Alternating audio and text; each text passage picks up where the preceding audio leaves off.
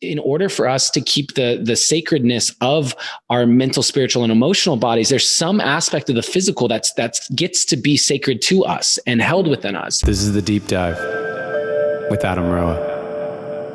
A wild, tricky thing, because as a single man, I'm getting to experience for the first time what it's like to engage with women who I know are not going to be my monogamous partnerships, and yet still engage with them in ways that are, that there's something that's mutually beneficial. And sometimes that is sexual, you know, getting, there's a woman in my life that I've had messages with who is a hypersexual individual and posts things all that I wouldn't necessarily want to be posting in those ways. And what's interesting is with a woman like that, the more intimate moments, which she shared with me, the more intimate moments are like sharing little bits of poetry, or sharing like behind the scenes sort of like, this is just me with no makeup in the morning photo.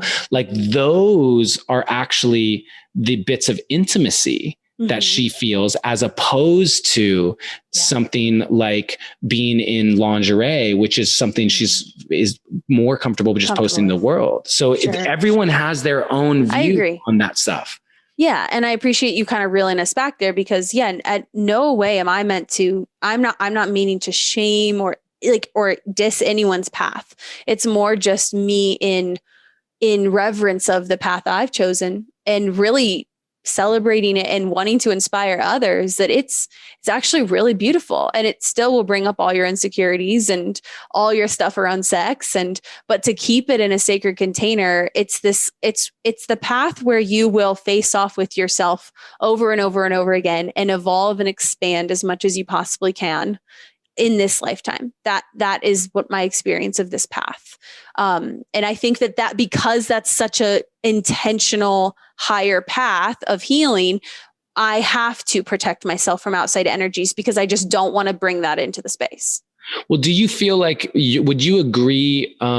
You've been with Michael for so many years now. How long have you been together? 4 years. 4 years. Yeah. So.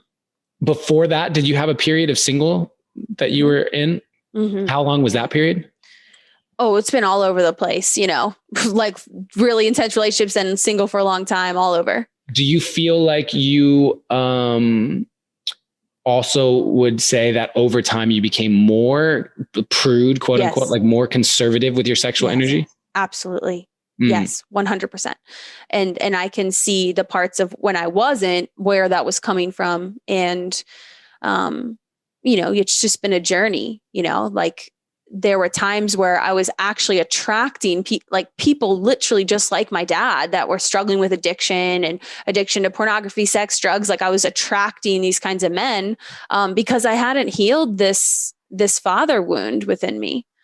So they were triggering that part of me that hadn't healed. And as soon as I began to heal that, I attracted someone different.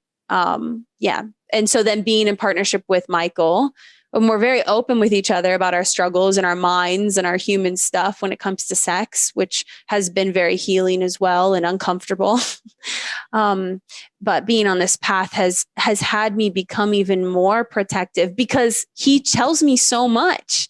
He shares about how men's mind works.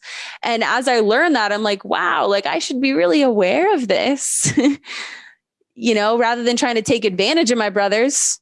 I should be more respectful of what they're up against, and also of the higher path of the heart that I know they crave. I think that one of the biggest things, that the message that I really try and share with women, is just how confusing it is to be a man. Yeah. It's so confusing when it comes to our sexual energy, because we are told to that being a man looks like having sex. Like the more sex you have, the more manly you are. And then simultaneous to that, we are told by women that you want to like see our emotions and see our hearts, and for us to be vulnerable. Well, meanwhile, there is a massive amount of the men that are looked up to by women as sex symbols that are stereotypical masculine, where it's not about their sensitivity and vulnerability. It's about just their pure, raw, primal masculine, how tough they are. Just you can always see the values, I think, of a society based on what's portrayed in their media that's created. Yes, so the movies and the music and that sort of thing. And when you look at still to this day, the movies that are doing more money than anything else, that are therefore quote unquote more successful, but are definitely being viewed the most, you're getting like these superhero movies, and you're getting this just like very ultra masculine and these leading men who always get the girl. And there's just in an action movie, there's going to be a sex scene. There's going to be the leading man, James Bond character is going to get the girl. And it's just like an inherent part of this. And so are we supposed to be super vulnerable with you when we see that you're talking about how hot the superhero is, who's just like ultra manly? And like, there's a lot of confusion around it for men. And I love how patient you like.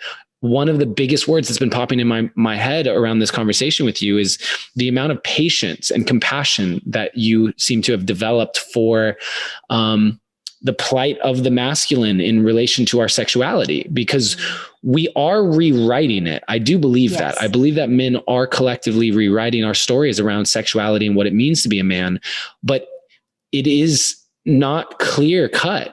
And especially when you add in new technologies like Snapchat and Instagram and whatever, when you add that in, how do we navigate that?